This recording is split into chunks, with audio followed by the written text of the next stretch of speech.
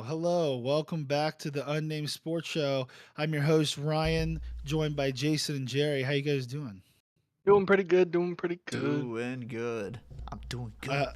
I hope our audience of four is okay with us switching up the days every once in a while. We haven't been able to be consistent on a Wednesday in quite some time, but we're here on a Tuesday and happy to do it.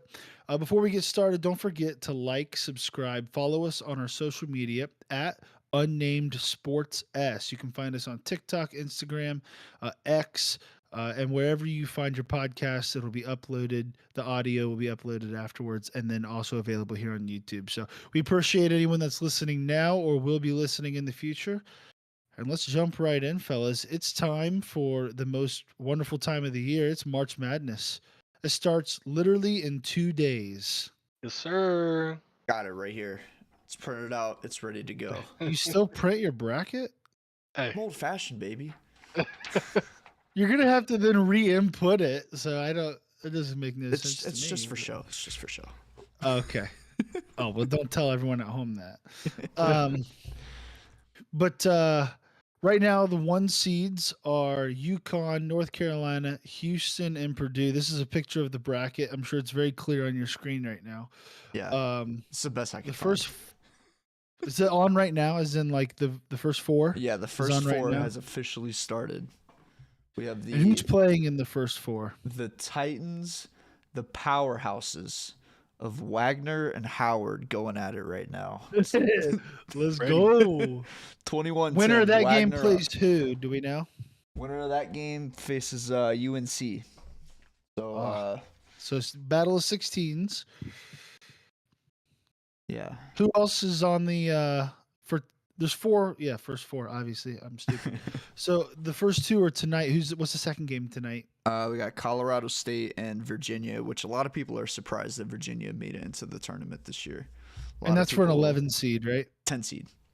Oh, 10 seed, I seed. apologize. 10 seed. To play who? Texas. Texas. Yep. You know, Ohio State missed the dance by like this much. Mm-hmm. Probably would have done better than Virginia when they lose tonight. So keep that in and what's mind. the do with The other one? Kareem Abdul-Jabbar, dude, the NC State big man. No They idea. call Okay, so there's a center. They call him Kareem Abdul-Jabbar. He's a white center. He has goggles.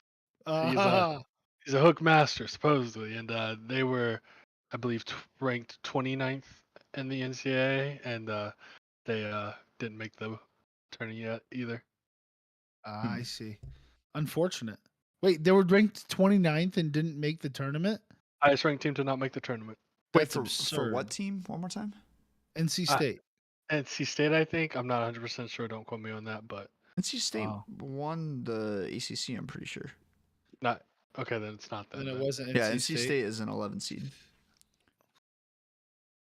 Give me 1 second. I'll look it up. While he's looking that up, kind of an interesting story from March Madness is that Dan Munson, the coach for Long Beach State, he actually got fired on Monday, but they told him he could finish out the season. His team won the conference championship and are playing in the NCAA tournament now. How What a story. freaking awesome is that? That's Who- crazy. Who is that? Long Beach State. Coach Dan Do you- Munson. Powerhouses at Long Beach State. Do you fire him now, or do you bring him back? You have to bring him back, right? Yeah, what if they make a run, man? What if they get to That's like what the I'm Elite saying, Eight or like- something? That'd be crazy. It'd be like, all right, good job. Thanks for the best season we've ever had. Anyway. Okay, so it was Indiana State. Oh, Indiana yeah, His yeah. name, A lot of his people name were is upset that they missed Robbie Avila, it. Mhm. I gotcha. That's, aka Cream Abdul-Jabbar.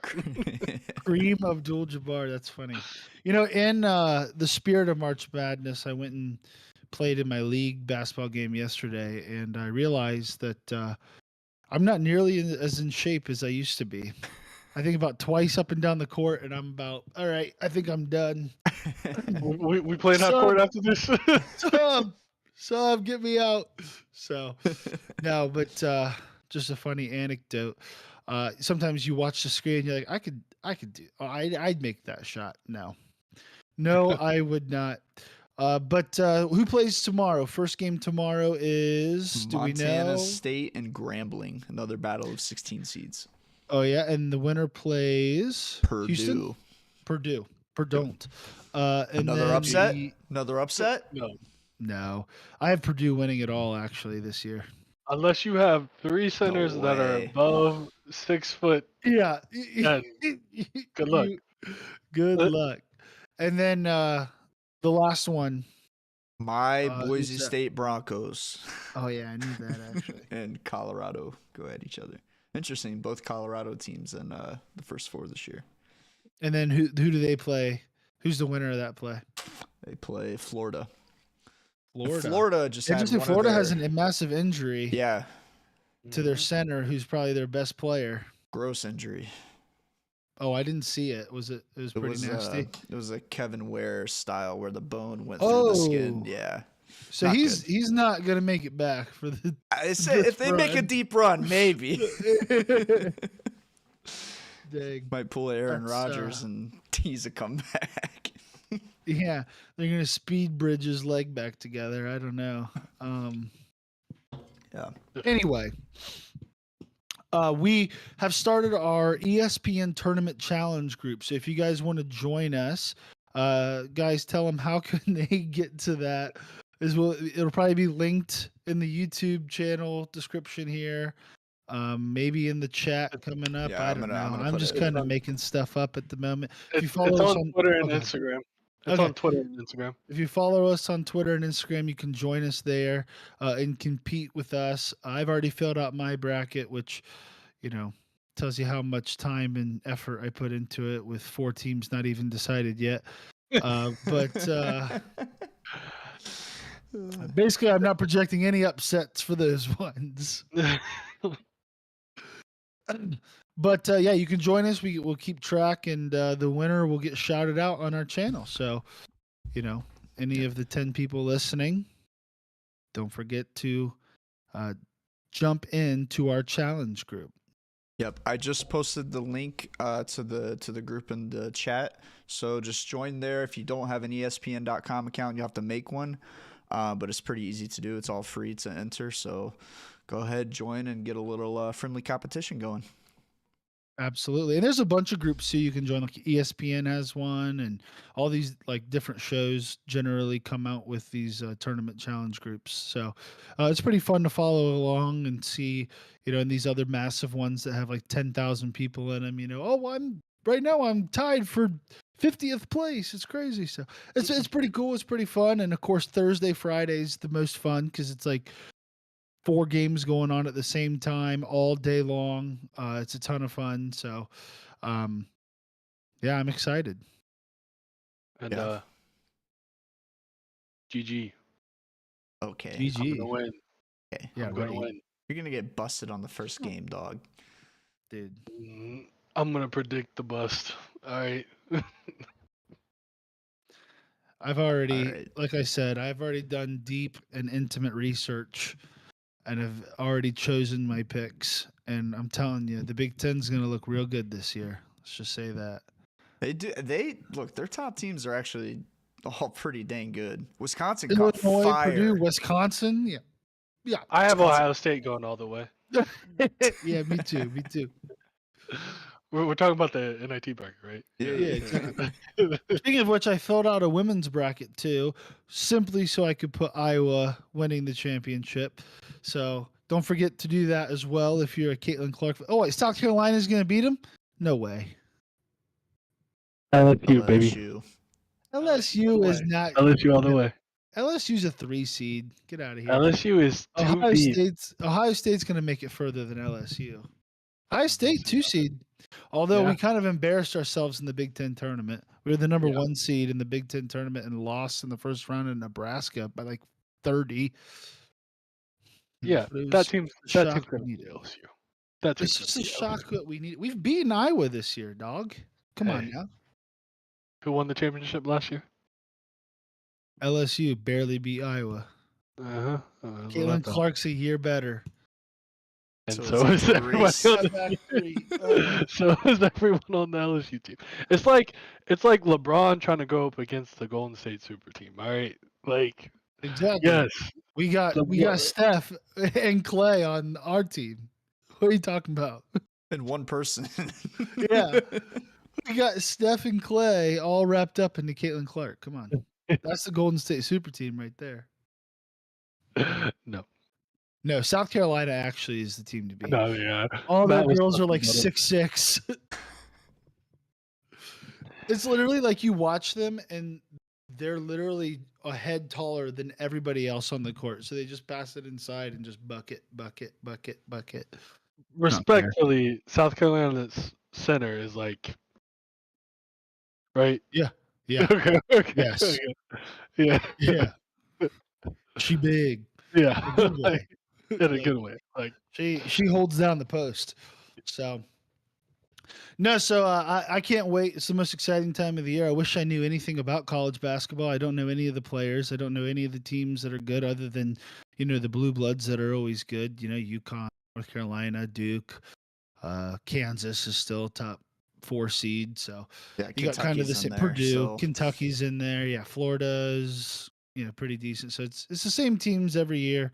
For the most part, but it's really fun to watch. Charleston made it back again this year. They almost had the upset last year. Really good shooting team, really fun to watch. So, but that kind of wraps. Anything else to discuss for NCAA basketball? Did you guys see Shannon Sharp's predictions for the Final Four for the women's and men's brackets? He just picks all the 1 seeds on both sides. Stephen A picked 3 1 seeds in the men's, and I'm like, no, 3 1 seeds have never made it. Yeah. Last year, I don't think a single 1 seed made it, right? Yeah, I think it was not the first time, but it was the first time in a while. Yeah. No, I thought it was a 2 made it. Maybe that was. Florida Atlantic made it. Did. True. Which they're an 8 seed this year. Watch out for them. No. UConn was a pretty low seed last year too, and they ended up winning the whole thing. They won, so yeah. They're not a low seed this year. Nope. They are very good this year. The entire Big East was really good this year. Yes.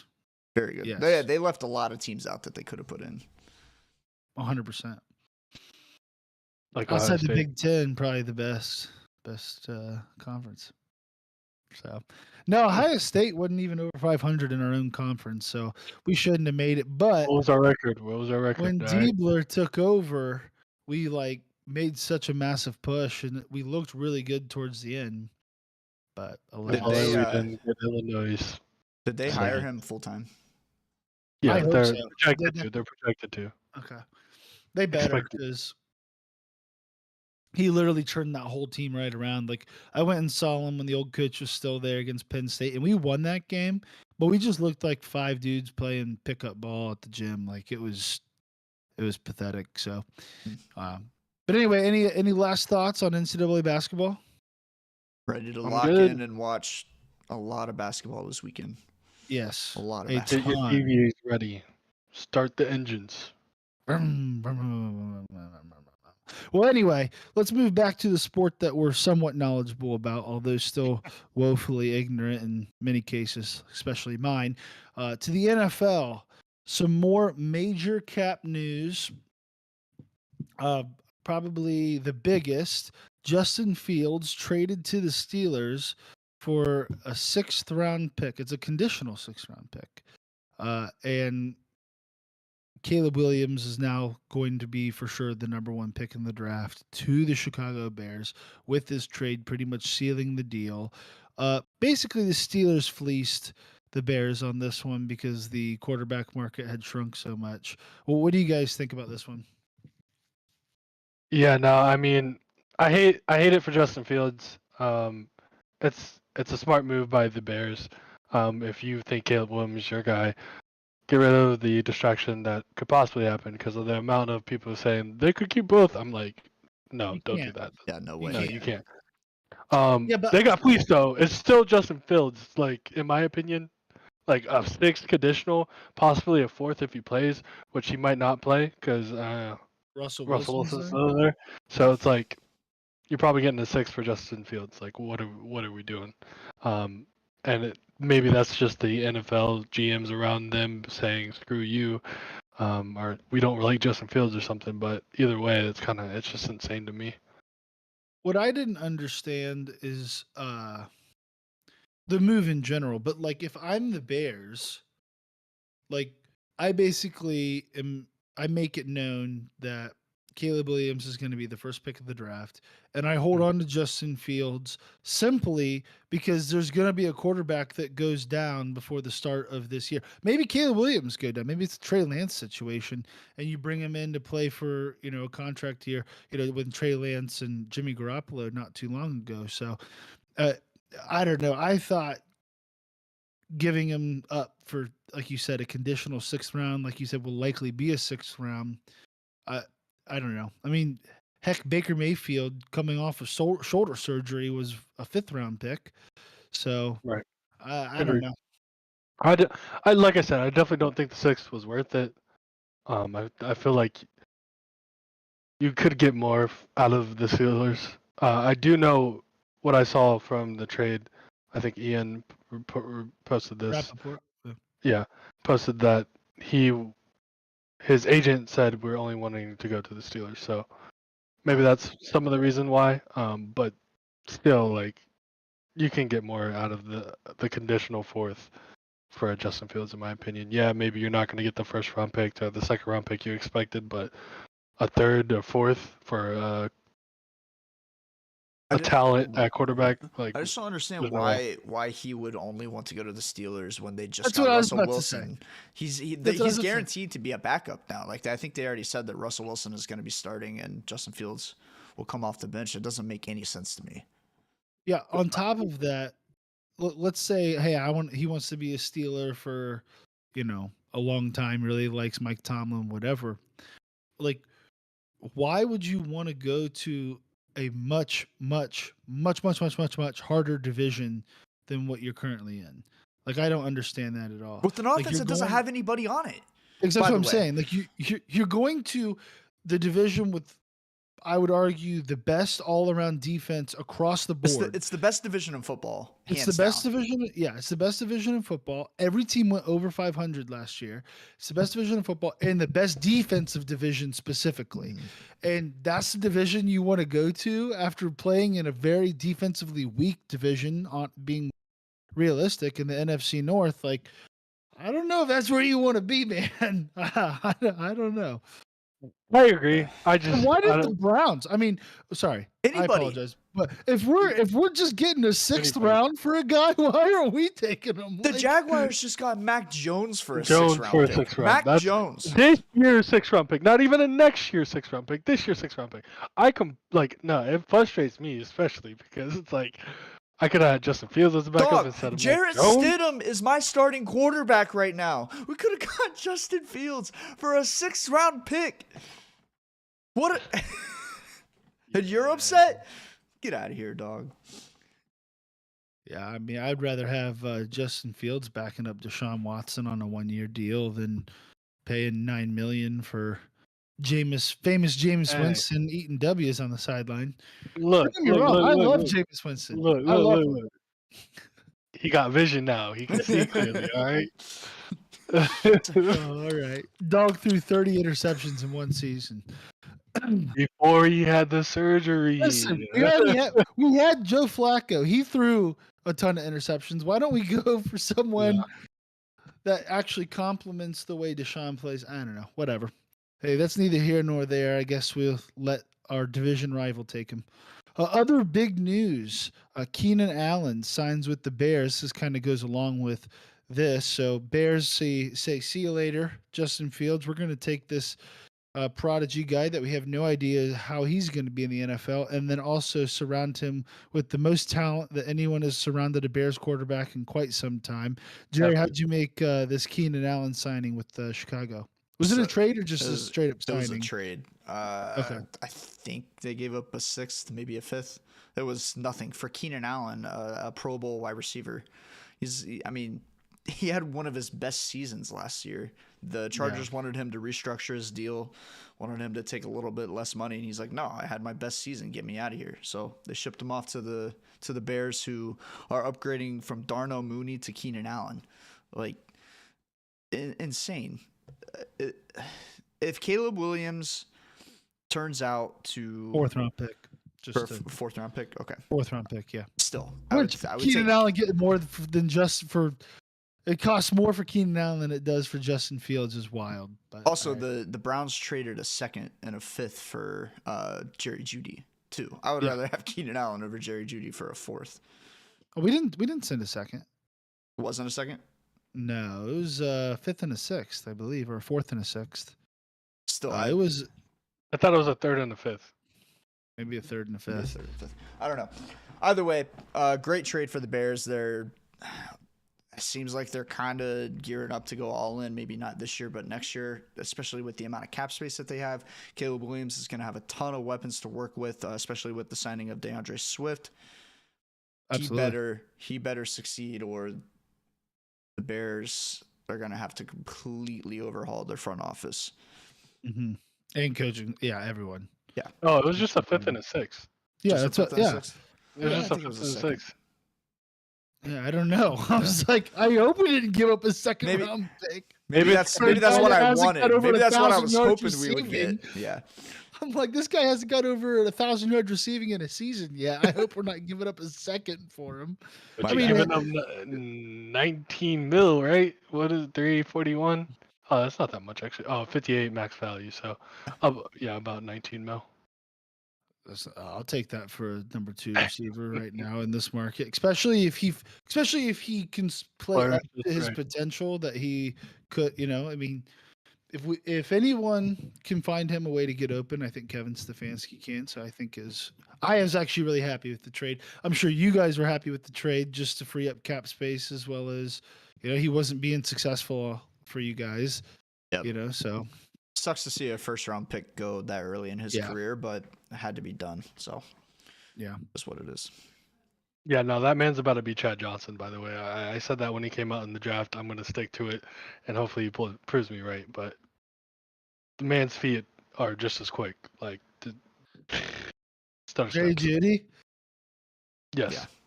Yeah, he just has bricks for hands. And no ball security, but he didn't have the problem in college. All right, maybe it's the quarterback's fault. I don't know. Yeah, probably.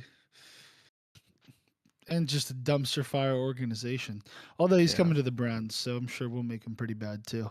Other notable free agent signings. Let's see. Trent Brown signs with the Bengals.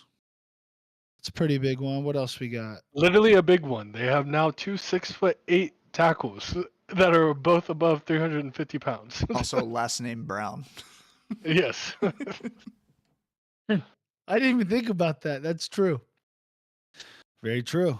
The Jets re-signed C.J. Mosley and also signed Mike Williams. That was the other big one. That's what I was looking for. Mm-hmm. The Chargers lose both of their 1 and 2 receivers. Keenan Allen goes to the Bears, and Mike Williams signs with the Jets. That gives Aaron Rodgers another viable option to go along with Garrett Wilson and Bryce Hall. So, Jason, you were big on this before the show started, talking about how you think this is a great move to go along with the Jets also fortified their offensive line. So, yeah, they added Tyrone Smith at the offensive tackle spot. That gives you a Pro Bowl Hall of Fame offensive tackle if he stays healthy. So this is the biggest thing. If they all stay healthy, this team is a Super Bowl contender. So you already have your route running explosive receiver on one side of the field. Now you go give Aaron Rodgers a jump ball 80-20 instead of a 50-50 ball. He's an 80-20 receiver. Your offense is complete. Breece Hall, I think the last 4 weeks was the best running back in the league. If he continues that, now you have 2-1. Honestly, both of these receivers are 1-star receivers, but Mike Williams is the 2 in this case. But you got 2 1A, 1B options now. You get a running back that has been the best for the last quarter of the season. if he continues that, you have one options everywhere, and Aaron Rodgers, and with the defense that's been playing Super Bowl caliber defense for the last 2 years, now you get a Super Bowl caliber offense. Team's lights out. 100%. Yeah, I couldn't have summed it up better myself. I think let's see. Oh, Jags signed Eric Armstead. I'll go back to you real quick, Jason.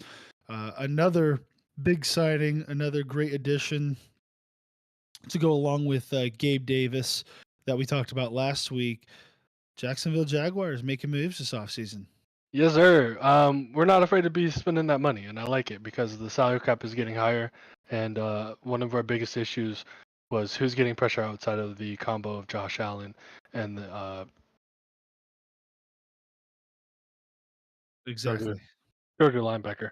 Anyways, and we needed that from the interior of the defensive line. Eric Armstead is the guy who can be on the edge and play like the 3 technique as well.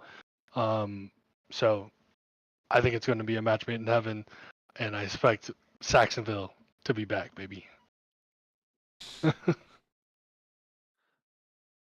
Yeah, I mean, I think it's been an amazing move for the Jaguars. We talked about kind of 2 of our 3 teams have had some pretty good off seasons. Jacksonville definitely making some big swings. The Browns have picked up Mike Vrabel as a consultant, as well as what we were just talking about, Jerry Jeudy.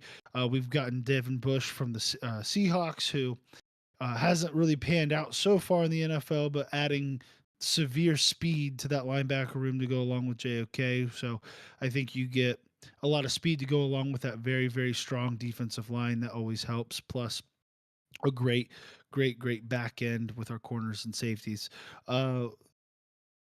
Jerry, any big news from the Broncos this offseason?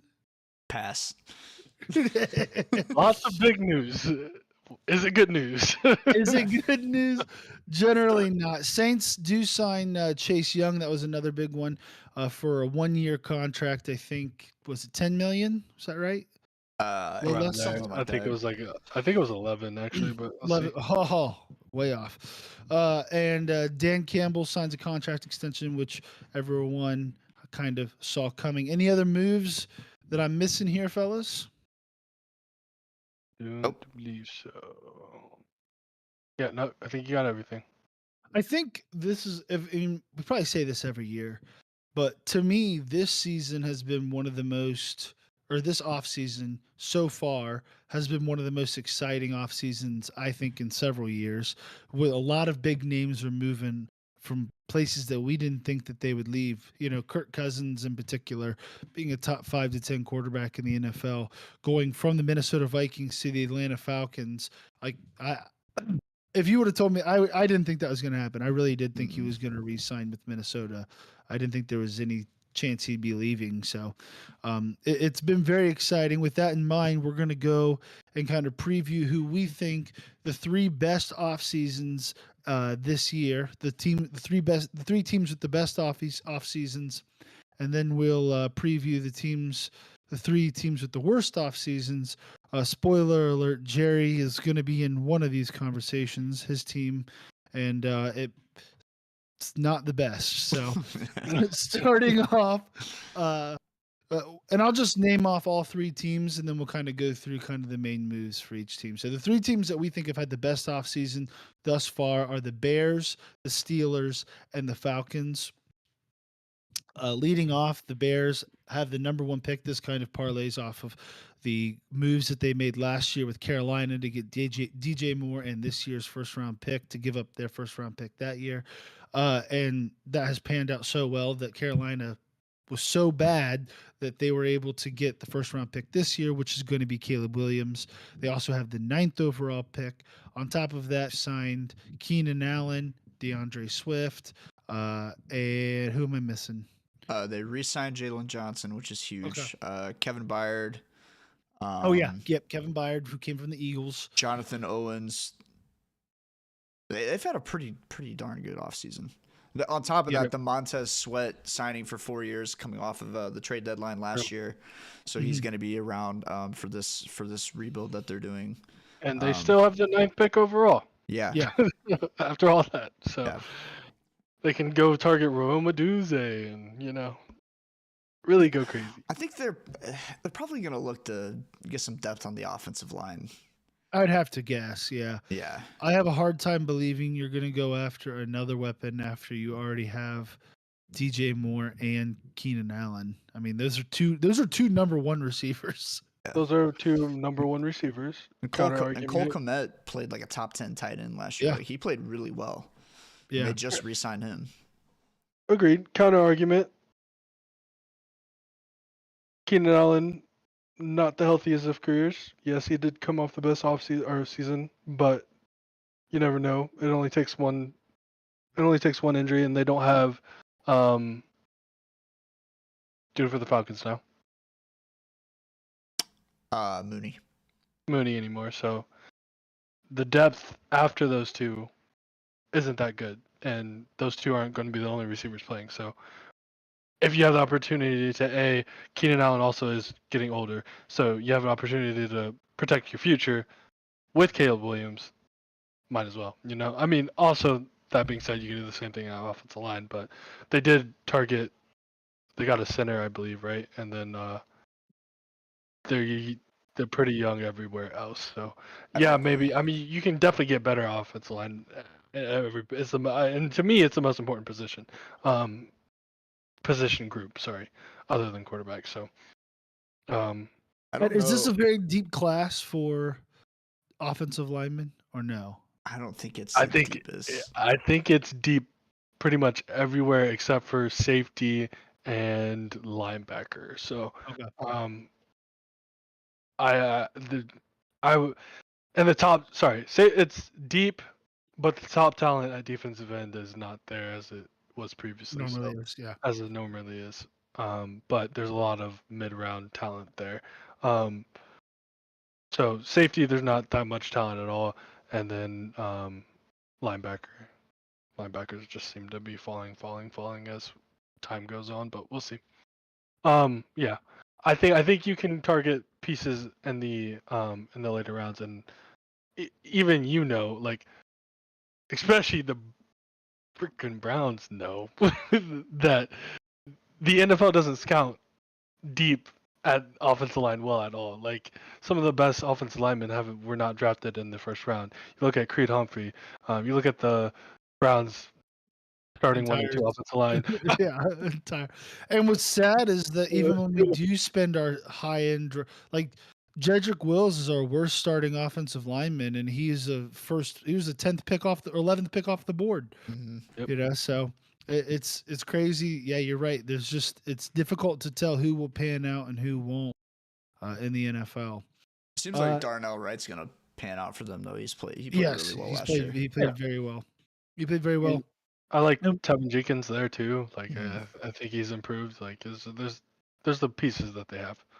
And for those at home, if you can't tell, this is Jason's favorite part of the year. The off season, the draft, the free agency. This is where he's like, All my wasted knowledge is good for something. Yeah, exactly. It's fun to listen to you, man. We need it because this is the most boring time for me. Yeah, I just kind of watch the highlights, so I love it. The second team we listed was the Steelers. I think we've already kind of covered part of that, and again, part of that is they signed Justin Fields, who, well, actually, back up a second. I apologize specifically to you, Jerry. They signed Russell Wilson, who came off of, honestly, like if you look at his stats for the last 2 years, he has not been bad. He hasn't been Russell Wilson of Seattle, but he has been solid. And then to get Justin Fields, and they're only paying $1 million of his salary, which is absurd. And then to get Justin Fields for a 6th round pick, those two moves alone right there are pretty fantastic. But then you add grabbing Patrick Queen from the Ravens, one of the top linebackers in the NFL, and bringing him over to the black and gold. I mean, all of those moves have been pretty fantastic, and the Steelers have definitely set themselves up, especially with, again, those two quarterbacks who kind of we're in no man's land that now can both compete for a job. It's probably Russell's job to start out, but give Justin Fields a year to, get in that offense, learn from Russell Wilson. I mean, as much as I hate to say it, the Steelers have definitely set themselves up for the future. They traded Kenny Pickett, who was a waste of a first round pick. He's now at the Eagles, which I think was a great move by them, offloading him. Mm-hmm. Any any other thoughts on that, Jerry? No, I think they just need to get some weapons for Wilson or Fields, whoever it's going to be. They have George Pickens, but he's really about it. Najee Harris really hasn't panned out to what they thought he would be. I think Jaylen Warren. No, but Jaylen Warren's really good. Jaylen Warren's really good. If he can have another, step up this year from what he had last year, I think he's easily going to become that number one guy in that backfield. And who was the offensive lineman that was, I believe, a rookie last year who was really, really, really, like, as the year was progressing, was getting way better. I cannot remember his name. You got me, dog. Jason will look that up. But I didn't mean to interrupt you there, Jerry. Right. I apologize. The point I was trying to make was you have a team that offensive line was a big issue for them last year, but that was getting better by the end of the year. A running back who definitely was starting to shine. And with him shining, Najee Harris taking that second role, actually, like, he started doing pretty good. Mm-hmm. Now, like you said, outside weapons is what they need. They have obviously George Pickens and their tight end. Freiermuth, and yes. Darnell Washington. Yeah. The offensive tackle was Broderick Jones, by the way. Broderick Jones, yes. Yeah. Yes. So you're looking at a team that definitely needs to put a couple more things together. They probably will be fourth in the division, or projected to be fourth in the division again, simply, like you said, due to the talent in the AFC North. But definitely, unfortunately, again, have a bright future going forward. In the same breath, though, it's the Steelers. It's Mike Tomlin. You can never count him out, no matter who's on that roster. And you just gave him a Hall of Fame quarterback and the most athletic quarterback in the NFL. So if anybody can make something happen with them, it's Mike Tomlin. And he's up there in the upper echelon. Although there is an argument to be had. People are saying, not me, but also me, Mike Tomlin, yes, he has gone over 500 every year, and but he's won one Super Bowl coming off of his first year as a head coach after Bill Cowher retired. Mm-hmm. So, I mean, he's had some pretty stacked rosters too, and has not won a Super Bowl since. Is he a great coach, or is he just good enough to not get fired? Thoughts on that? I think he handcuffs his team to be average at best. Yeah. A little bit better than average some seasons, but the reason is, if you're never willing to lose, you're never going to put yourself in a situation to rebuild a team up the way it should be. I mean, honestly, I think this is the best offseason that they have had since he's been the coach, and the reason being because I mean, you had a couple good drafts, but purely off of free agency and building your team around to be a Super Bowl team, you're going to have those years where you have a rookie quarterback and then you draft players around them, and you're going to not be good those first couple years. Those next 2 years, though, that's when you have the best opportunity to win that Super Bowl, and I don't think he's put his team is allowed his team to be put in that situation. Right. Right. I mean, he specifically said that to Chase Young. Chase Young, yeah. I'll never be in the position to draft someone as good as you. Which, fair enough, I guess, but you've been unable to get over that hump. So, anyway, Steelers, amazing offseason. Makes me want to vomit all over my microphone here. And the let it be known that Ryan was the one that suggested the Steelers as well. Yeah. Listen, I'm anything if I'm fair. All right. I'm not anything if I'm not fair. Like, the Steelers, I hate their guts. I think if their entire city just sank into the river that they're surrounded by, I would, as long as everyone lived, but I didn't have to hear about them anymore. I think I would be okay. Uh, but alas, that isn't going to happen. And they did have a good offseason. They have a really good offseason, not just in the for next year, but for several years to come in the future. A team that kind of went through like a mini rebuild that could be good next year, but could definitely be good in 3 or 4 years. So watch out for the Pittsburgh Steelers. Stillers. The last team that we had on here was the Atlanta Falcons. It doesn't take a genius to figure out why we think that they had the number one of the top off seasons. The signing of Kirk Cousins, a top 5 to 10 quarterback in the NFL, with a team that was already stacked with offensive weapons and a pretty solid defensive team, especially in the secondary. This automatically gives them a significant boost to be contenders in the NFC.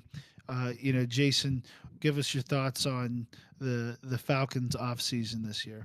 Yeah, not only did they get a quarterback, they got rid of their head coach. Yeah. Uh, Yeah. Yep. that man is now the Steelers head coach, and offensive coordinator, and that might help. Oh wait, no, the Steelers are doomed. I totally Yeah. forgot Arthur Smith was there. No, they're screwed. They're doomed. They're screwed. But Steelers put them in the worst 3 off seasons just for that. Honestly, there's a case to be made. But not only do they not they have the quarterback now, they actually have the hopefully the brain to get the ball to their targets, and they have one of the most athletic special players like receivers, tight ends, and obviously Bijan Robinson at running back. With that, you literally just, I mean, you have a dream offense right there. Like they're young, other than Kirk, but you have the leadership value from Kirk Cousins with that. And what more do you need? Yeah, Honestly, you have a top offensive line, top 10 offensive line. no, You top have five. It's top five. Yeah, Yeah. top 5 offensive line with Drake London, Kyle Pitts, and Bijan Robinson, like top athletes at all of those positions. Now, Drake London still has a lot to prove, and Kyle Pitts still hasn't had a great year yet. But you can attribute all of that almost all of that to the fact that they haven't had anywhere near a good quarterback. So I agree. I think watch out for the Falcons to immediately make a massive difference. The one thing I wanted to touch on though, you guys were dogging on Artie Smith there as a terrible coach, which I'm not going to lie, he was a bad head coach, that's for sure. But he became a head coach for a reason. He was a good OC, and look no further than Dan Quinn, who's now getting another shot to be a head coach. When he was the head coach of, guess where? The Falcons. They had a awful, awful, awful defense, and yet he got hired to be a DC in Dallas and turned Dallas's defense to one of the top. Now they always had players for sure, but definitely took Dallas to be one of the top, especially at home defenses in the NFL, and now has got another head coaching opportunity out of it. So I wouldn't be surprised if Arthur Smith actually turns that Steelers offense around, and he definitely can't be worse than what's his name, Matt Canada, Matt USA. Matt, Mr. North. Yes, exactly. So we're gonna switch gears here to the bottom side. The 3 worst off seasons, and the 3 teams that we chose were the Chargers, Broncos, and unfortunately the Cowboys.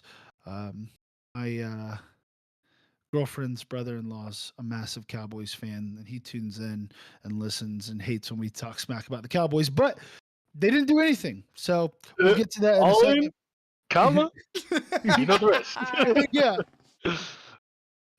But we'll start. I'll give Jerry kind of the floor here because I'm sure he's got a little bit of a rant about the offseason for the Broncos. But yeah, the teams were the Chargers, Broncos, Cowboys. Jerry, tell us what the Broncos have done this offseason that has put them in the bottom 3 of the NFL. I've already ranted enough. Obviously, we cut Russell Wilson On this show? Yeah. Cut Russ, cut Justin Simmons, cut everybody. Trade Jerry Judy to the Browns to save cap space. Josie Jewell ends up going to the Panthers. He went to the Panthers. So we lost a lot of pieces. On top of that, we haven't really signed anybody. We're not really in a position to sign anybody. We're kind of waiting to see how the draft goes, see who our quarterback's going to be. And then I think next season will be the year that we make some splashes, hopefully, depending on how it goes. Maybe we'll get a top 5 pick.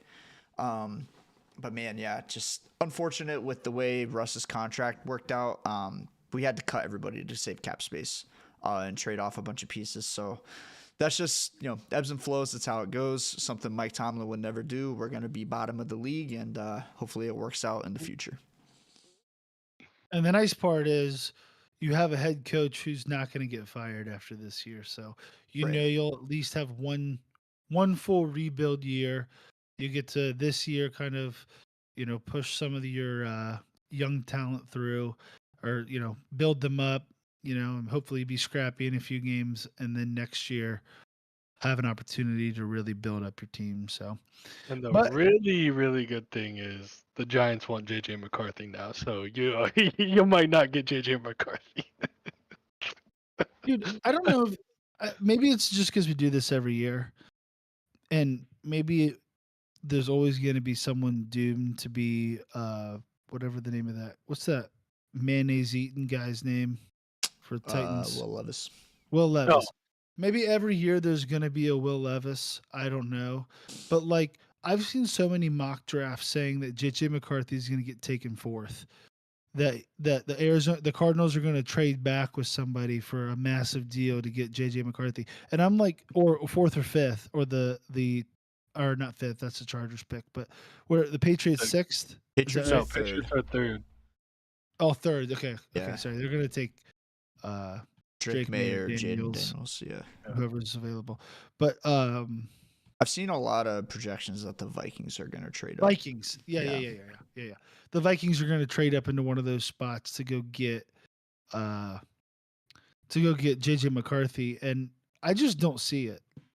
Like I kind of understood the Will Levis. I mean, I never thought Will Levis was as good as any of the rest of those guys, but I understood it a little bit because he kind of had that like the stature, the arm talent, whatever. I do not see it with JJ McCarthy. I don't see it either. No, I do think JJ McCarthy's is just above average at a lot of stuff. And he was already in a pro offense, so you already get to see him in that. You know what I'm saying? Face when you said that. He's above average in a lot of stuff, but he's not. And this is what I want to say. Like, if you are spending a first round pick on a quarterback, even a second round pick on a quarterback, he better be elite at a lot of things. Like, because you expect that player to come in right away and change your team around. That's the worth of a first round pick. And if he's above average at a lot of stuff and not elite at anything, you're going to fall in the category of issues, unless your team that surrounds him is going to bring him to an elite level, if that makes sense. I think even saying he's above average is being generous. I think he is like perfectly average, if not below average, at everything. That's a little bit of hate. That's a little bit of hate. Okay, we're talking just about won a national championship. Yeah, he won a national championship with Blake Corum and one of the best defenses college football has ever seen. Right. So great offensive line, yeah, absolutely. And a great offensive line. Look at where Mac Jones is. He had kind of the same situation. Yeah. No. Let me cook. Go ahead. Let me cook. Go. Let him cook. All right. He threw above average. He threw the ball 62 miles per hour. That is top. I don't care how hard he can throw the ball. I don't give a damn how hard he can throw the ball. He has a strong arm. That means he has good velocity. I haven't seen him throw the ball very far on film. So we know. I'm just telling you what we know, what we can see. What we know, he has a strong arm. What we know is he's not slow. Is he fast? He's fast. JJ McCarthy's fast. Above average. 4. Oh my God. No, I agree. He's fast. He's fast. I think he's fast. He's fast. Yeah, I think he's quicker than fast. He's sneaky fast. Sneaky man. He ran a 4.48. He ran a 4.4. Nah, bro. Where? There's no way he ran a 4.48. I would have heard about that. That's what Google just told me. Sources say. There's like actually wait, did he run at the? He didn't run at the combine, did he? That would make No. sense. His pro No, day it was says a 4.48. McCarthy will not run the 40-yard dash in the NFL Combine due to hamstring injury, but ahead of the 2023 NFL season, he reportedly ran a 4.48. Okay, let's say Smoke screen. 4.5, 4.58.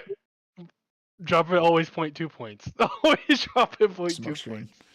When is Michigan's pro He runs a day? 4.6. He runs a 4.6, which is still fast for a quarterback. Don't get me wrong, it's still fast. Elite speed, no. Fast for a quarterback, yes. I'll give you fast. He's fast. He's a fast quarterback. Don't even But let's look at some of the faster quarterbacks in the league right now. We're looking at that 4.4 range, right? So like, okay, you're adding one too. Caleb Williams ran a 4.6. Michigan's pro day is Friday, so we'll find out. No, I'm just saying, like, would you say Caleb Williams is fast? Like I said, I'll give you fast. He is fast. He is fast. Again, back to the original point. He's not elite at anything, right? 100%. So the point I was trying to make is that Jerry's like, this guy's dog crap. I'm like, okay, he's not bad. He's a good player. Exactly. Average. Okay, so he's a good player, and that's what I think he's above average at a lot of things. I think he's, dude. I just don't see it. I don't see it. Listen. Here's my.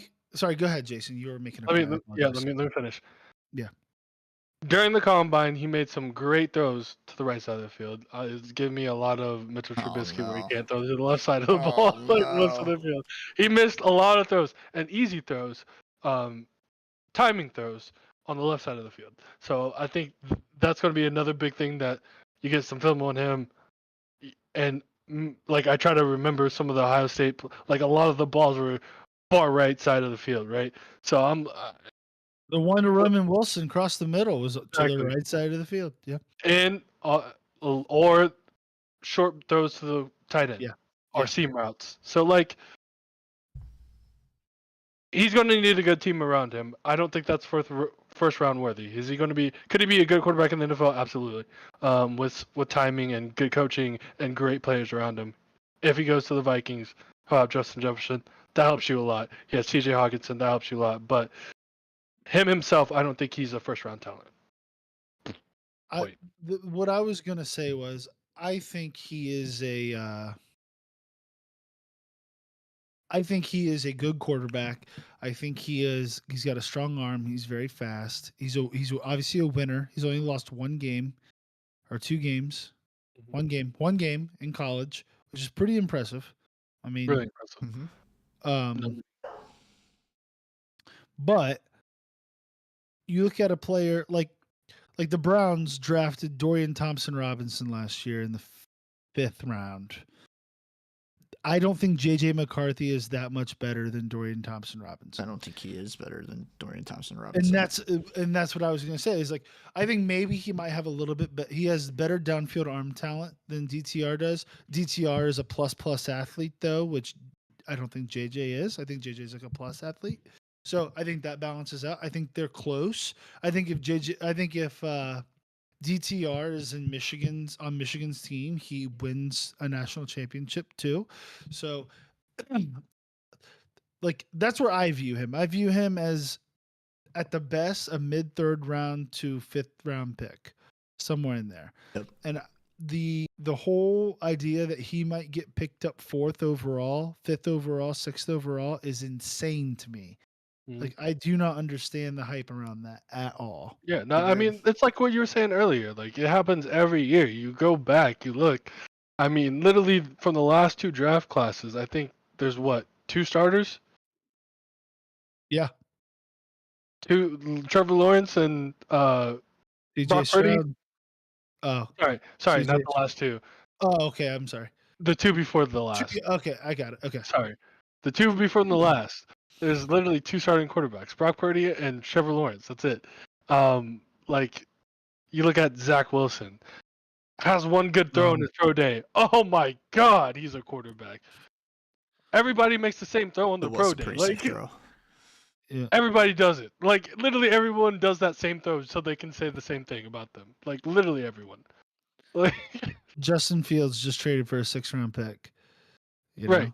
I mean, don't get me wrong. You and I both like all 3 of us like Justin Fields, and we don't think he's worth a 6th-round pick. But just traded for a 6th-round pick.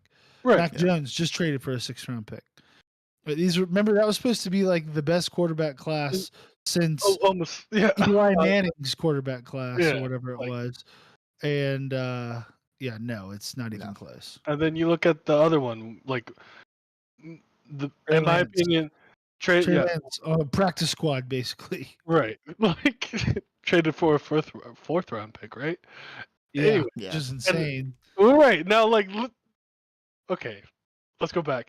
A 4th round pick for Trey Lance, and you get a 6 for Justin Fields. What are we doing? Okay. Anyways, and then you look at the other draft class. You got Malik Willis. You got who am I missing? Malik Willis, Kenny Pickett. That draft class was just. I think everybody knew that one. Will was Levis. gonna Everyone get knew it that pretty was bad. bad. Yeah, no, I Was agree. that, Will was that Ritter Will too? I Levis think. was C.J. Stroud's class. Ritter was like drafted in the No, in the second. yeah, but Ritter was that class. Yeah. Will Levis was C.J. Stroud's class. Yeah. Oh. Bryce Young, C.J. Stroud. Okay. There was My one bad. other Will one there. Levis, Anthony Richardson. Anthony yeah. Richardson. Yeah. Yeah. I mean, there's still a lot to say about that class, so let's hold on to them. But sorry, But four starters though. yeah, Mm-hmm. For now. for now. And everyone said, which by the way, it's funny because you go back not 2 years ago, because 2 years ago everyone knew that Kenny Pickett class was trash. But the year Right. before that, like you said, that was like prodigy, Trevor Lawrence and Brock Purdy, the only Yeah. starters out of that draft. And then Kenny Pickett draft trash. And then CJ Stroud class, they were like, this isn't going to be a very good class. There's 2 quarterbacks in the draft class. Then they were saying there was only going to be one. Right. It's only going to be Bryce Young, and the other ones, who knows? Honestly, you should hold out until this year because this is where all the quarterbacks are. You got Right. Caleb Williams and Drake May and Daniels, blah, blah, blah. Penix, Nix, all those guys. well, yeah. that's who ended up being Yeah. good. But everyone was talking about May and Williams at the time. Yeah. And said that Stroud nor Young were going to be able to compete with either of them.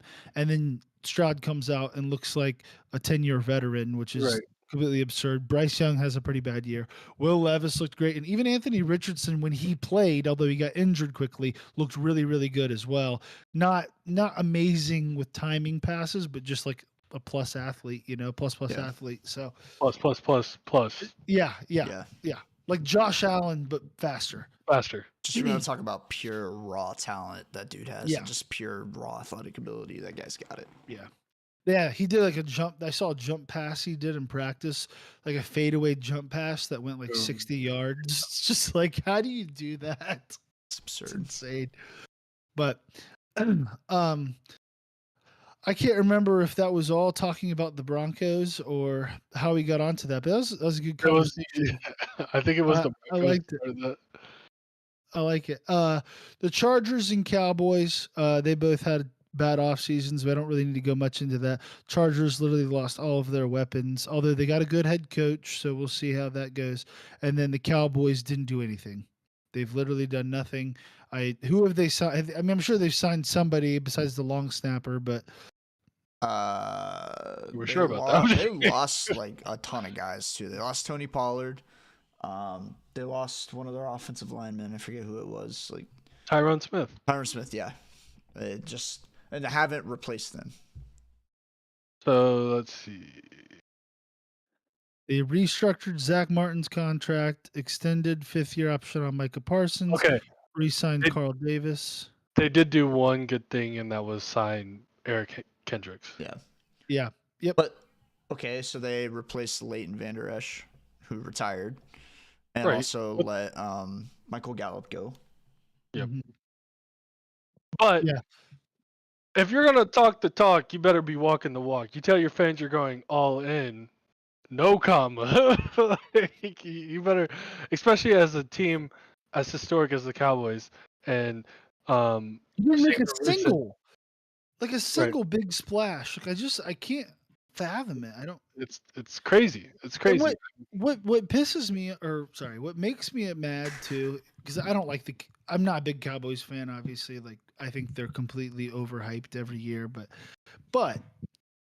with the way that contracts work now, if you have a desirable location, which the Cowboys is a desirable location, they have A's across the board on all of the NFLPA gradings for everything, like best facility, best treatment of their players, all that stuff.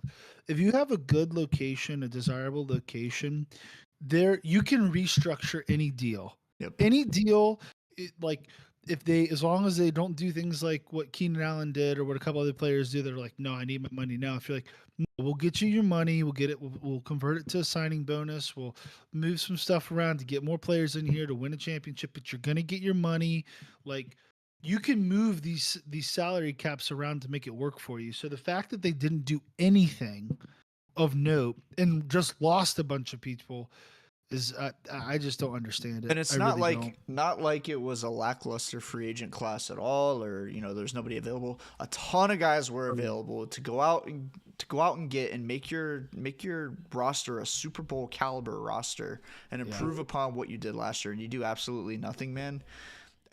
They'll be, I don't know. I'd be They'll still be good. surprised. They'll still be good. They got CD Lamb, like, and Micah Parsons. Like, dude, they're gonna be fine. NFC just got a lot better. A They're- lot better. Their defense is fine, I think.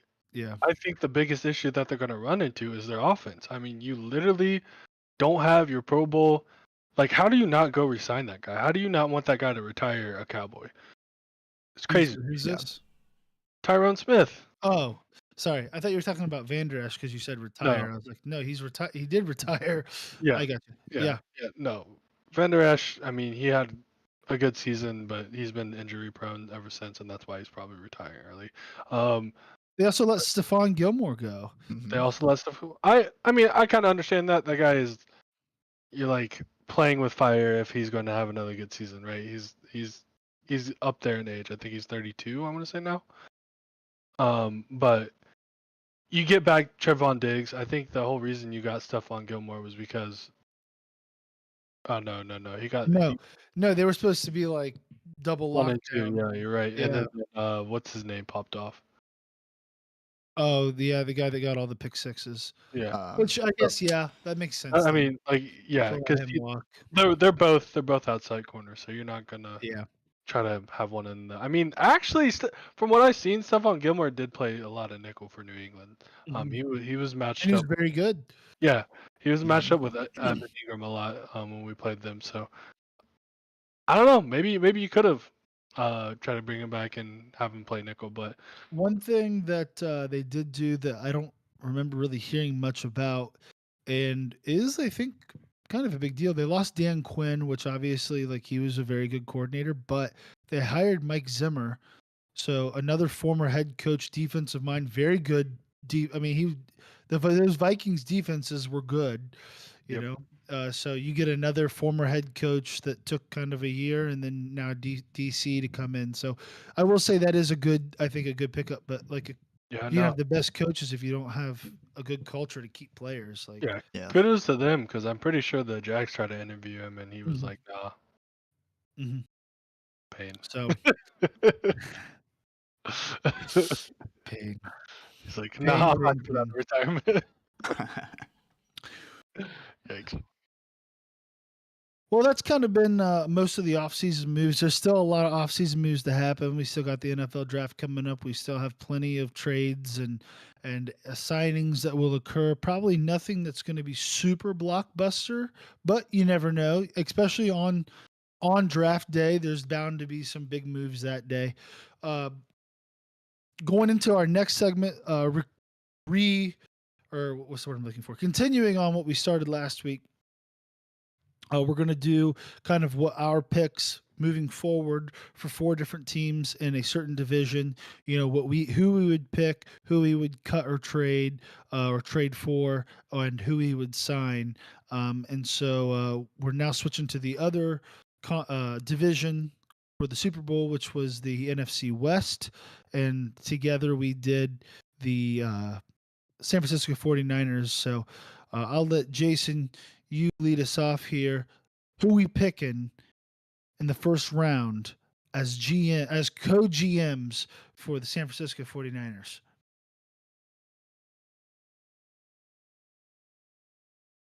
And the card is in. Oh, I was like, what is he doing? For the 2024 NFL Draft, the 49ers select. Let me hear it.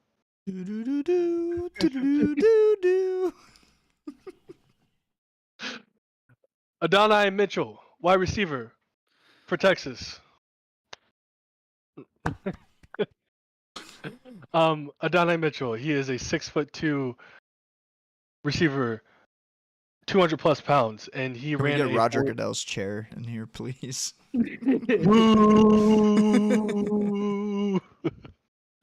But no, he is a big body receiver, runs a 4.32. These Texas receivers, what are they eating out there? I don't know where they're breeding these guys. But the 49ers are more than likely going to trade Brandon Ayuk. Spoiler alert. But they need to go replace him. Deebo Samuel is a good gadget tool guy, so go get a guy that can be a go up and get it contested catch receiver, and that is kind of what Adonai Mitchell was known for. And he's very confident in himself and really aggressive when he wants to get the ball and is well known. So what other perfect pick than to go get that, especially in the later round, getting Adonai Mitchell at 31. I mean, he in a different draft class probably could have been a top 3 receiver in that draft class. So in this draft class, unfortunately, you're gonna have to drop that down a little bit to around number 5. So but yeah, the 49ers get a weapon at receiver.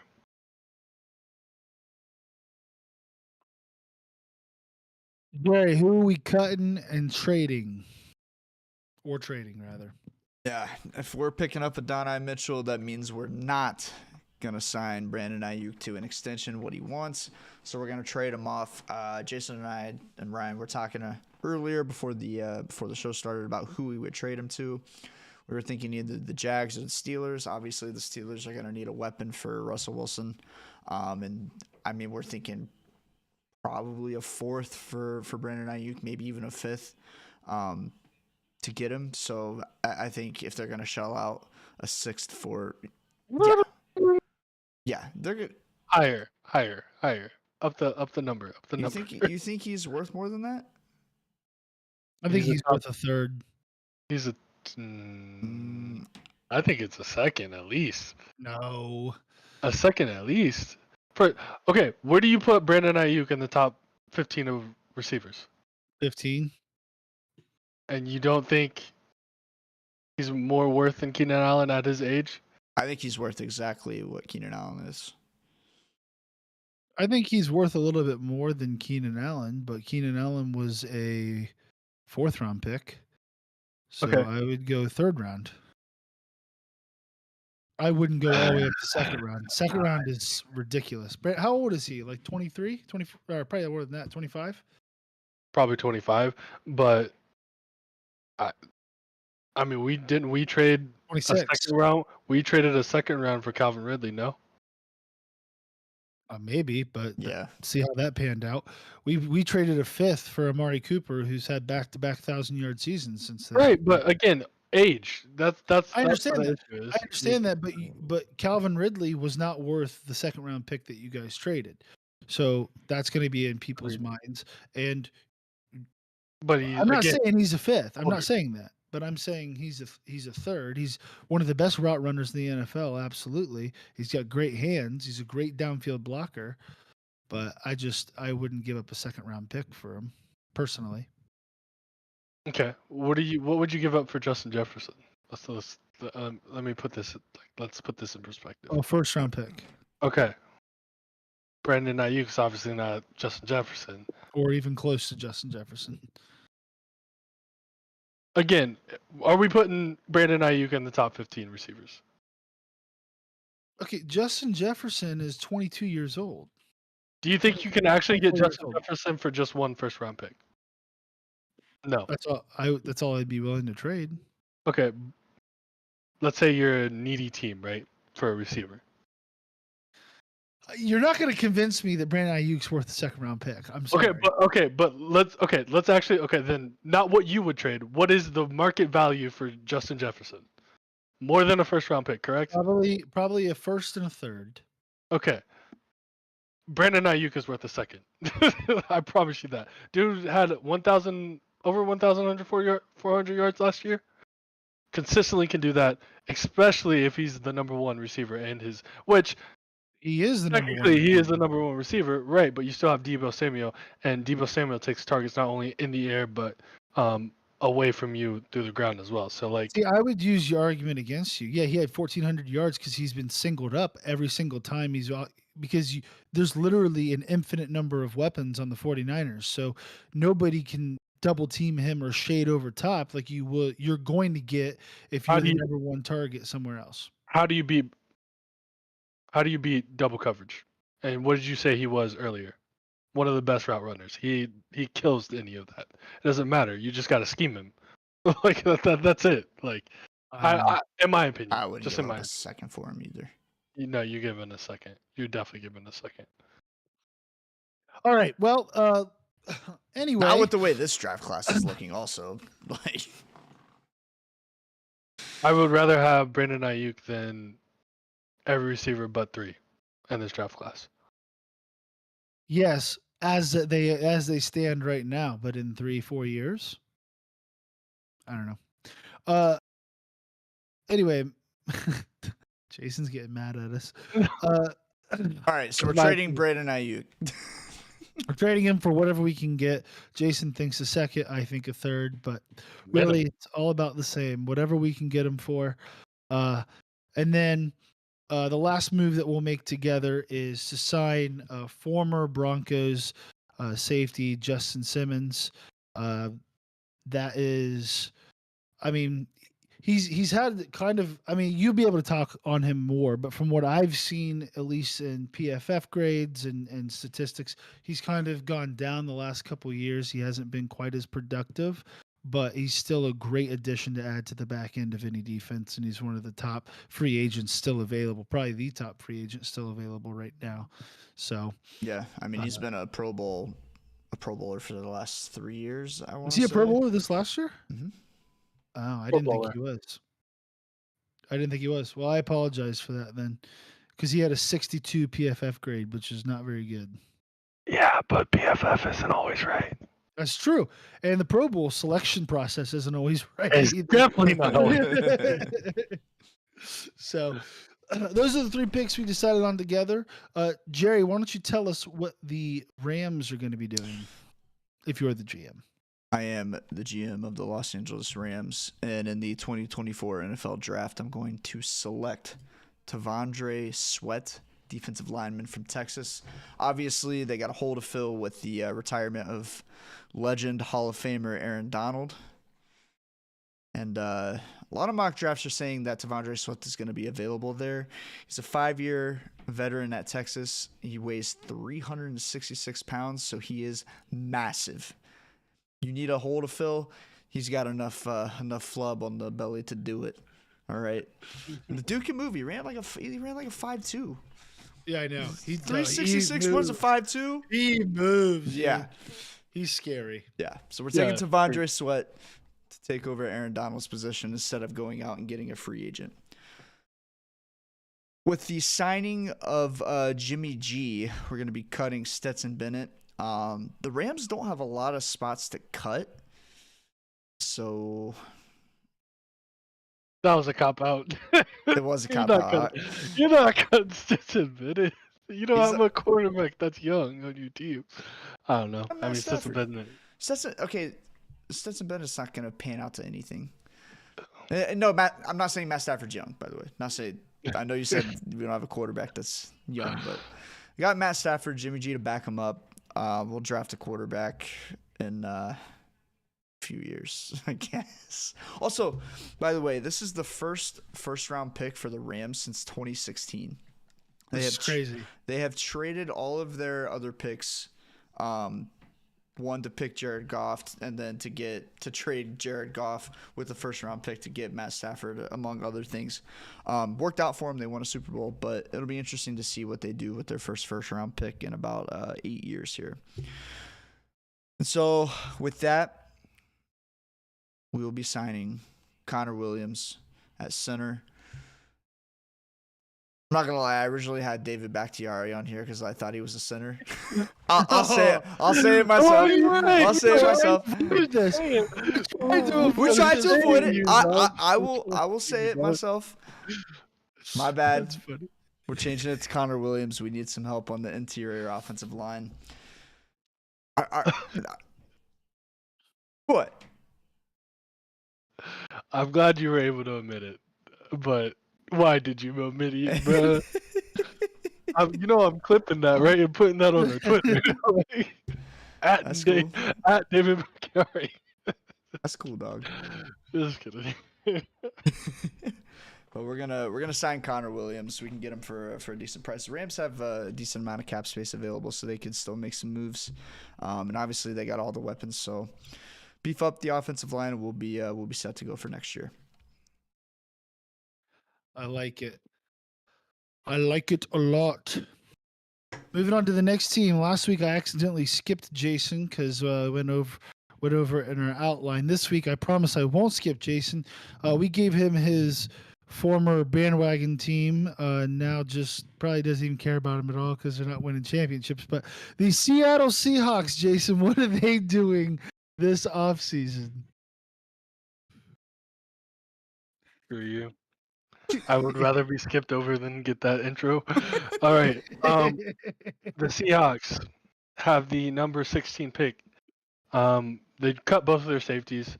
They do have some depth pieces there that I think they are wanting to try out, but I think they just need to continue with this elite defensive backfield that they have and improve on that. And to do so, we're drafting a white person.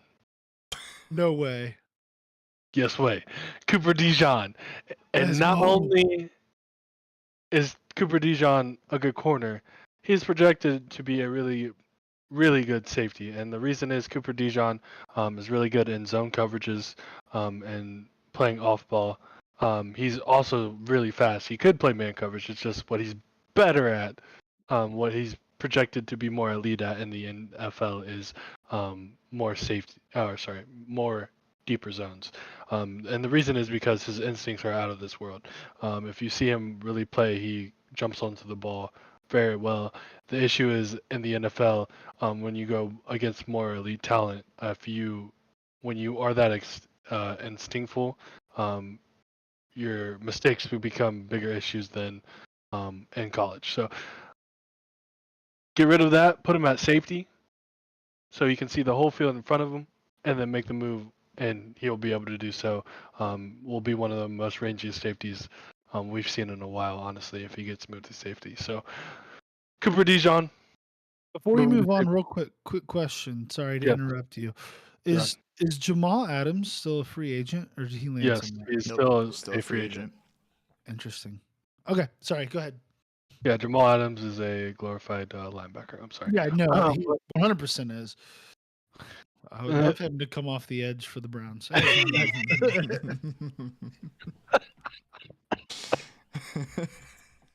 Oh, it might have been the funniest thing for today. Okay. We also did cut both of our backup tight ends here with the Seattle Seahawks. So we are going to sign the only available tight end I know, Logan Thomas. Previous tight end for the Washington Commanders. Should be a cheaper contract because he's getting of age and didn't have that great of a season last year.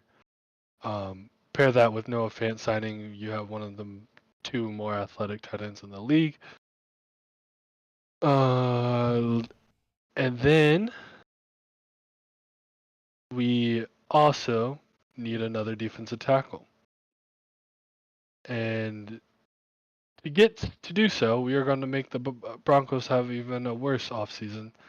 And trade for DJ Jones. DJ Jones' contract is up after this year in 2024. The Broncos probably not going to re-sign him, so you might as well go trade for him. You can probably get him for a 6th or a 5th or a 7th. I don't know. He's not going to be worth a lot. Let's just be honest. You wouldn't trade a second for him? Absolutely not.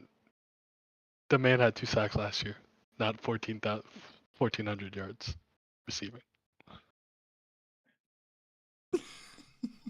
Nice. Seattle Seahawks looking to revamp, hopefully make the playoffs this upcoming year. Do you think Geno Smith is who they stick with, or do you think they maybe pick up another quarterback in the? They traded for Washington's quarterback. Oh, did they really? Oh, Yeah. I didn't see that. So he's good. Well, yeah, but he's kind of. I think they're going to stick with Geno this year. Yeah. They're sticking with Geno this year. They're hoping that. But his with contract's another up after this year, right? But what I was going to say is, do you think that they'll pick somebody in a later round, like maybe with the Tennessee quarterback? Is that his name, or Spencer Rattler, or the Tennessee quarterback? Milton. Isn't he in the draft? Milton, yeah, Joe Milton. He's got a rock cannon for he a had a run. great combine. Dude can throw 80 yards on his feet from no motion. Like, it's insane. He once he's in the league, he'll have the strongest arm in the league. That being said, everything else is what you're worried about: the ability to read a defense, the ability to be accurate with those throws. And I am no longer projecting on those style of quarterbacks because I have once said one of those quarterbacks were trash. I don't think he'll do well. Could he possibly do well? Absolutely. He has all the talent to do well. It's just you could have Jamarcus Russell or you could have Josh Allen. And it's what do you have with that? I'm not willing to find out. No, I understand. But I just mean, like, do you think that they'll do something like, even if it's not him? Do you think Seattle's going to draft like a late round quarterback as a potential? I think they should. I don't think Sam Howell is going to have a better year than what he had last year, and that's saying a lot. Yeah. Because I mean, yes, he was high in yards, but high in interceptions, and I don't think. Also, the most sacked quarterback in the league.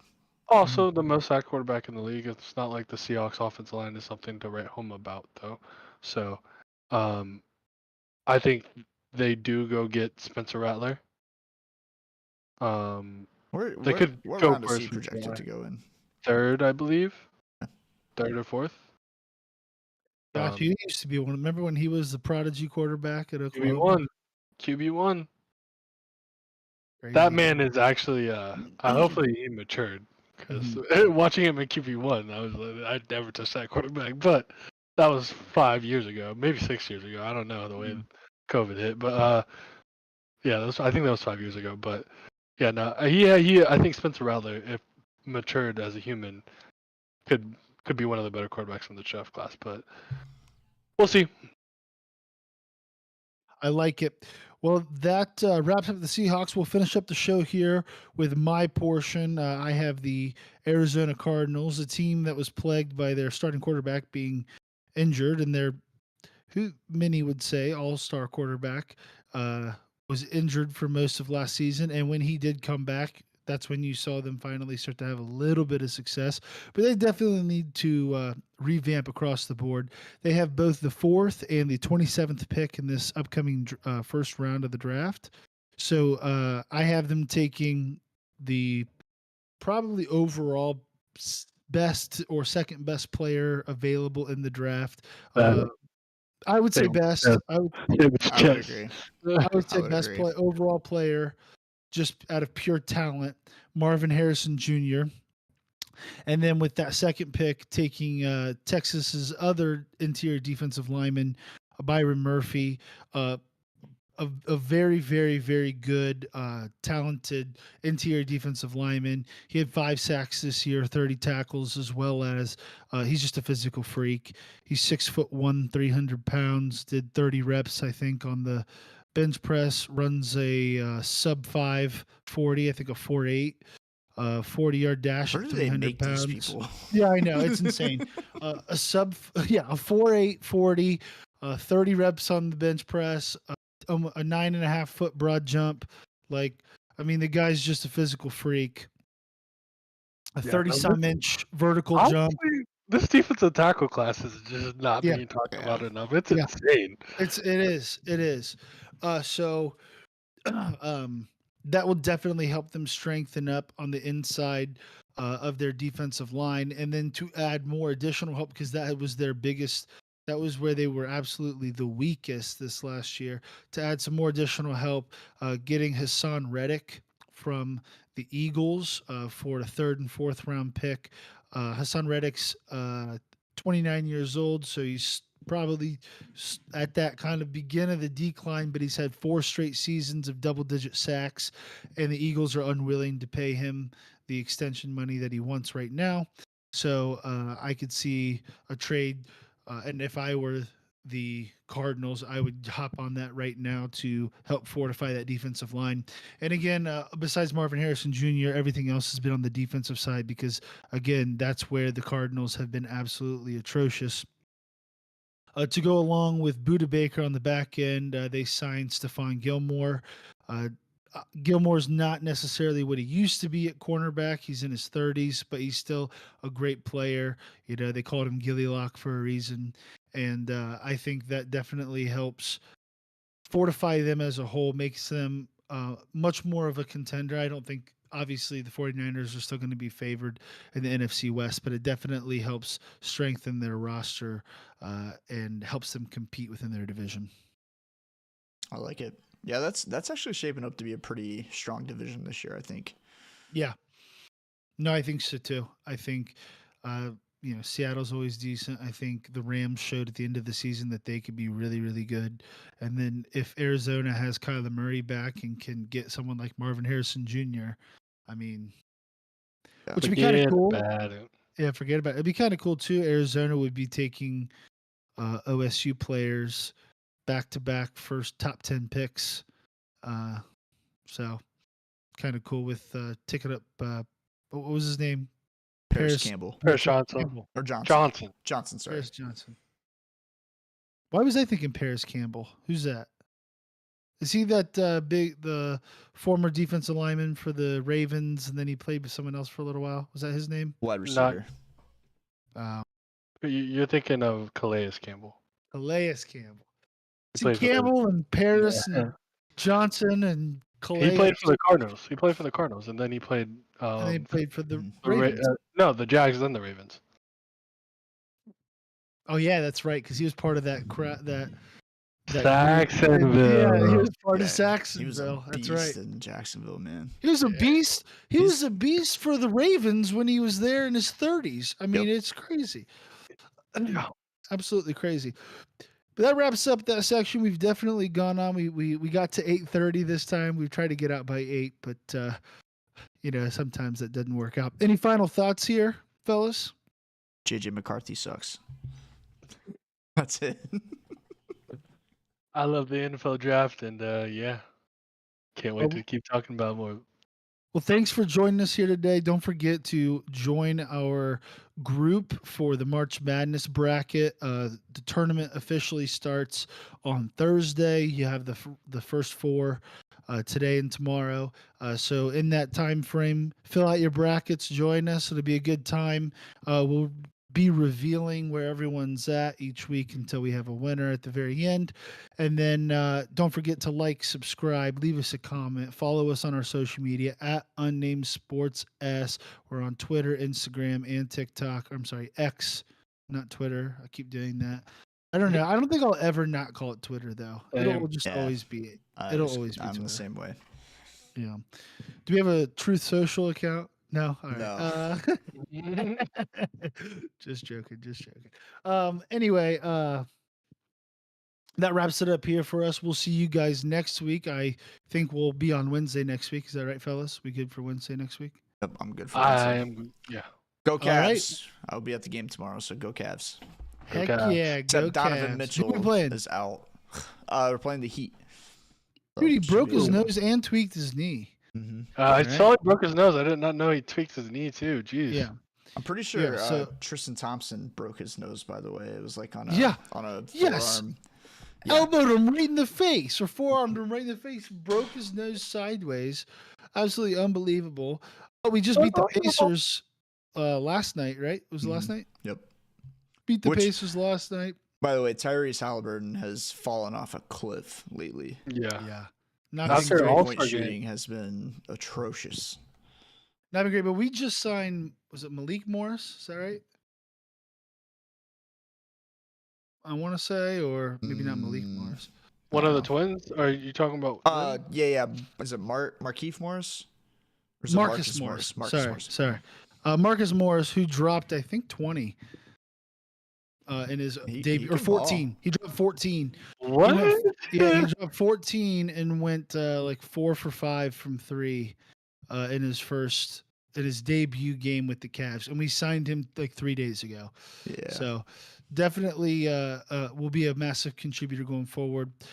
I swear, once this team gets healthy, we'll be one of the contenders. But no, this easy. entire season, no one has been healthy at the same time. So Nope. we'll see how it goes. But anyway, that wraps it up for us here. Thank you so much for joining us, and we'll catch you guys next week. Thanks. Peace out. Peace.